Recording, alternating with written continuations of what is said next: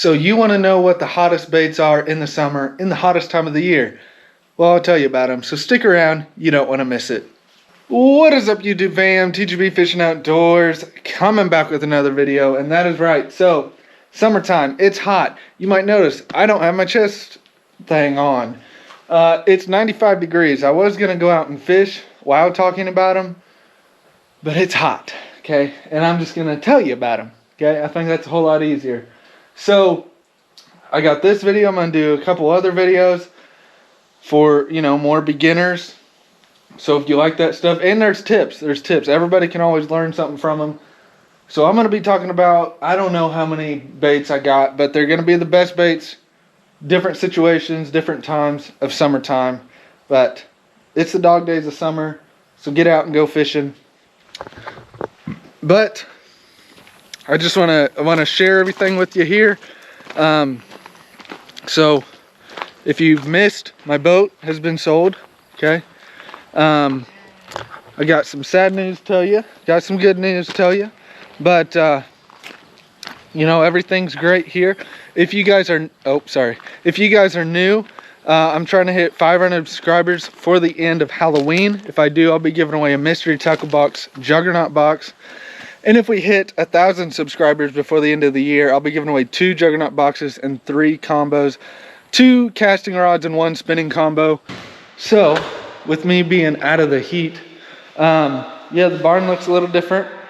Also, it kind of looks like there's a line through the camera. There's a crack on my screen protector, but that's all right. So, no boat, okay? But we do have a wall. We have a wall up, so that's the outside, and coming in here into the bathroom, it's a drywalled bathroom. Still work to be done in there, but what the barn is gonna kind of look like from this angle is that metal, this wood, and then there's gonna be kind of like a roof, because we want to hang our signs up here.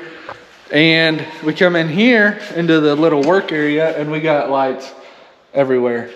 So we can turn out all the lights in the barn and just work in there. But coming up to the second floor, not really a whole lot to show you, but here's the second floor. The plywood's down except for there, so don't step in there or there. But you can actually walk up here, look over the barn. So this will be like storage and bedroom someday, probably, whenever we have lambs and have to take care of them. But the sad news that I never shared with you guys, probably for 2 weeks. So, you guys know we have sheep, right? These 3 girls, okay? Minnie, Georgia, and Betty. Well, a couple weeks ago, I know. Oh, here.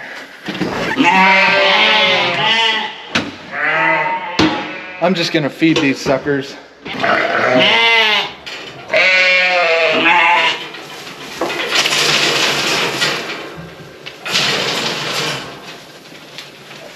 Okay, so now that they're fed, you might notice something different with the lambs. So we have little Lima Bean here, and we got Minnie's boy and George's girl. No Deb. Deb was fine the day before, and anyway, the next day Dad went out there and she was laying down and she couldn't walk. And we were like, well, we'll try this, nothing. She passed away the next day or so because of worms. But and we all worm them, okay? It's not like we don't worm our sheep, but we worm them, and the wormer doesn't work because the worms are resistant to the wormer now. But no Deb. So just look back at all the videos of Deb if you want to see her and you miss her, because it was a good old time. But we still got 3 sheep, lambs and 3 big girls. So anyway, that's the sad news. But the good news is the verse of the day, which comes from Revelation 3:20. Here I am, I stand at the door and knock. If anyone hears my voice and opens the door, I will come in and eat with that person and they with me. Well, okay, good. Jesus didn't knock yet. I don't have anything prepared. But that is a great verse. Take that verse throughout your week. So you guys want to know the best baits of summer. Okay. There's old Gusser back here holding the fort down. These are in no particular order. Not from my favorites to least, not from best to worst. Just absolutely random baits, whatever I pick up and decide to blab about. Like I said, I was going to fish, but I got out here and I'm like, it is hot. And I don't want it to look like I've been in a pool by the end of the video. So that kind of looks more level. Hopefully it is. But no rhyme or reason to anything. Just blabbing for about the best baits of summer. So I guess starting off here are little swim baits. So this is a Berkley Nessie 5. They go all the way up to what I believe is an 8. I think that's what I have here. So just remember what I just showed you, because I also have this one. That's the size of my head and neck. But small swim baits, 5, sometimes 6 inches. Those will work great. They're trying to eat fish, bait fish as much as they can, because fall and winter's coming. So if you're wondering what time of day you can catch fish, you can catch fish right now. I could go out right here at 3:56 p.m. 95-degree weather and catch fish. It's going to be a little bit different and a little bit easier whenever I'd go out at 7 o'clock at night or 6 in the morning, because it's cooler. The fish are reacting different because the water's just a little bit cooler. But your best times to catch fish, you know, they always say morning and evenings, and they're pretty true. I mean, that doesn't mean you can't go out at noon in August and catch fish. You can. It'll just be a little bit tougher because the fish are going to be tucked up with cover, so mostly trees and rocks and deep ledges, and sometimes deeper water. They'll be in deeper water if there's that available to them, and if there's a stream flowing in with like spring water or some fresh water flowing in, they'll be there. That's what I'm trying to say. So small swim baits, I don't really use a whole lot of swim baits, just because this year I want to do more of smaller baits. So even the 5-inch swim bait is kind of big on my list for this year. Next year I probably will use it. This will probably be the bait that'll catch you the most fish if they are active. And this is the deep diving crankbait. So there's a whole lot of crankbaits out there with different sizes of bills, different shapes. But the longer the bill, the deeper the dive. So like this one right here is a Spro Little John XL 70. And I kind of wrote very small in Sharpie, 7 to 9 feet. Now that might not be deep to, I don't know, a 60-foot lake. But it's deep for ponds and reservoirs. Also, you have, so I have a box of just some deep diving crankbaits. The Guggen Squad Recon says on the bottom here 8 to 12 feet. And I got some that dive 10 to 12. And I have this big old sucker that I've never used. Once again, almost the size of my face, is a Strike King 10XD, and that says it dives 25 feet plus. Once again, I've never used it.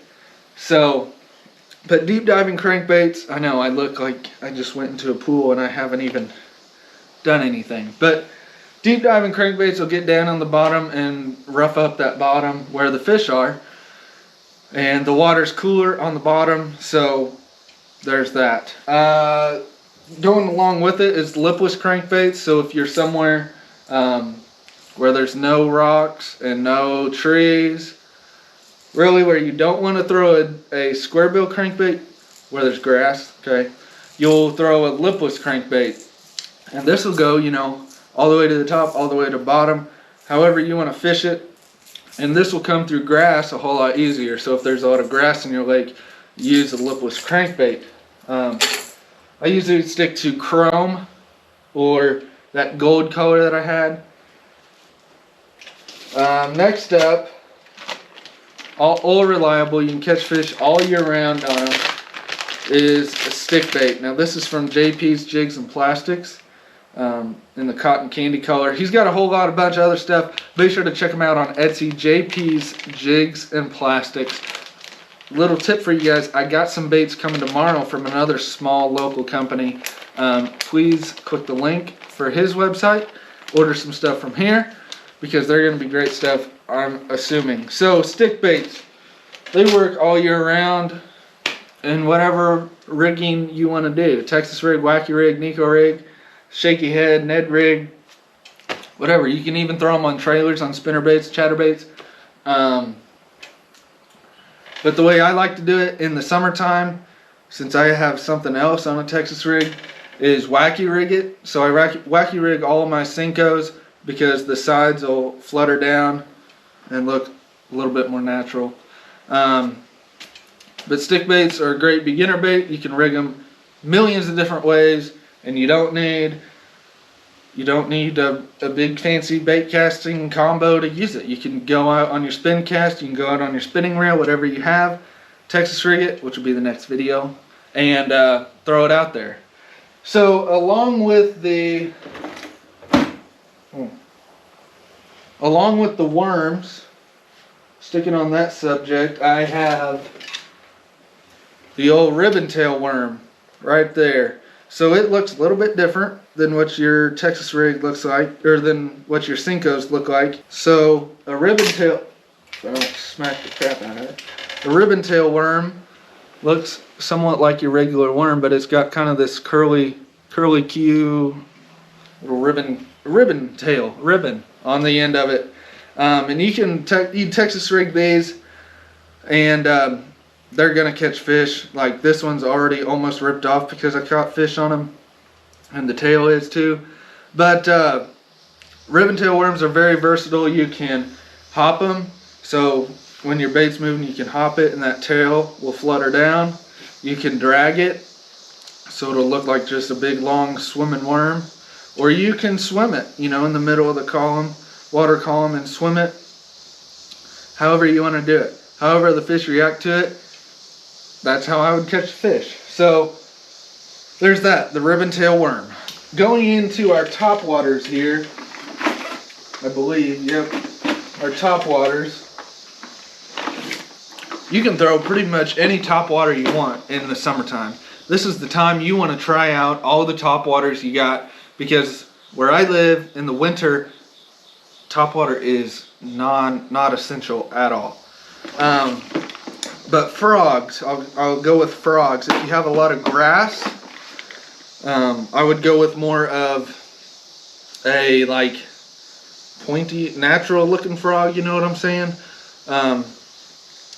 So the colors of frogs I use are black and white. Specifically, black belly, white belly. Because this one, yeah, it looks like a leopard frog. I think that's the color of it. But look at the belly. Okay, when it's sitting on top of the water, okay, I'm doing what a bass is. It sees white, okay? It doesn't see, oh, that's a leopard print frog right here, I'm gonna eat it. No, it sees the white, it sees the black. I always stick to a black one, a black popping frog. I have a Terminator black popping frog on, and that works great. Daylight, no light, sunlight, sunrise, sunset, it always works. But another frog you can use is a popping frog, and that's actually what I have tied on as a popping frog. And that's better in open water or around cover or anything like that, but not real good in grass. Yes, it still works like a frog in grass, but the popping action will give it like a little popper, and it'll spit up some water along the way while looking like a frog.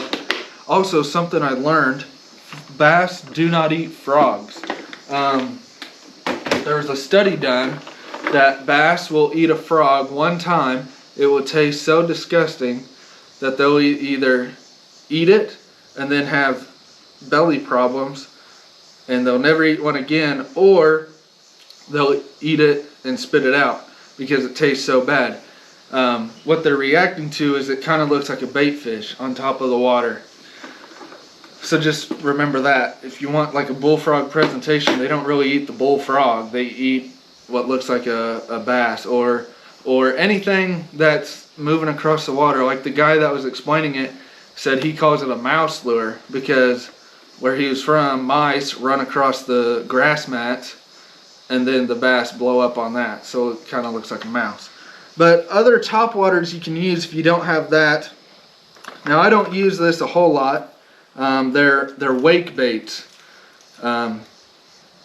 It looks like a square bill crankbait, but the square bill is straight down. Also like this Weston frog, square bill straight down. And it's going to be on top of the water, and it's just going to move back and forth, causing a wake for a bass to react to it. Other baits that I use, I start using now, and I'll start using them more in the fall, are poppers. Now this is a Guggen Squad popper. Once again in the nightclub, black, white. It's pretty much all I stick to. Sometimes if it's super clear, I'll use a bluegill color just because, or some clear, something like that.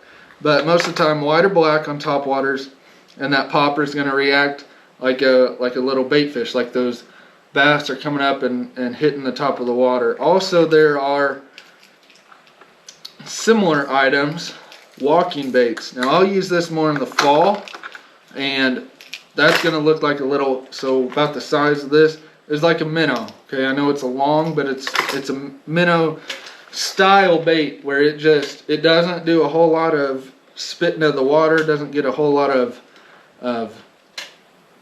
eruption, I guess, but it just walks back and forth, looks like a minnow darting back and forth. And that's pretty much it. I use a whopper plopper a lot of times, but I've recently gone to just the popper. So like right here I have a white Storm popper. Okay, it's got chartreuse on it. That works amazing. And I believe, oh, spinner baits. Yes, my last bait is that I'm going to talk about is a spinner bait. So here it sounds like a daggum, I don't know, jewelry store or something. But right here are spinner baits. Starting up, you'll probably want to start throwing this now because in the fall you don't want to get behind.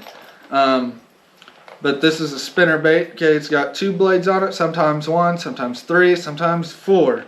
But most of the time you'll see 2 blades on them. This has a little Colorado blade, which is a circular blade, and this has a willow blade on it, this big willow blade on the back here. And that's going to give off flash. So willow blades are more for flash. They're going to look like bait fish, the sun hitting the side of a bait fish. And the Colorado blade is going to be more for the thumping sound, the thumping sound. So like this for more dirty water. So this one right here is a black and blue 10,000 fish, and all you can see is one big Colorado blade on it, and that's for dirty water whenever the fish can't see the flash because it's so dirty. But that'll work great. It's going to look like schooling bait fish. The bait fish are going to start schooling up here pretty soon around the fall time, and that's when the bass are going to come in and eat the school of bait fish. But yeah, I have tons of combos, and I use pretty much all of them. But those are what I stick to mainly in the summertime. Once again, in the mornings and evenings is when the most comfortable time for me would be to go out, and the best time to catch fish would be to go out. So hopefully I didn't ramble on too long, and hopefully you guys took something from this video. to help you be better fishermen, because that's what I want to do. I want to bring others to Christ and bring others to fishing. So, if you like this video, be sure to like it. I never asked for that, but hey, like the video. And if you're new, be sure to be subscribed. So, thank you guys so much for tuning in. Take the rest of the day with you, and I'll catch you guys on the water. Peace!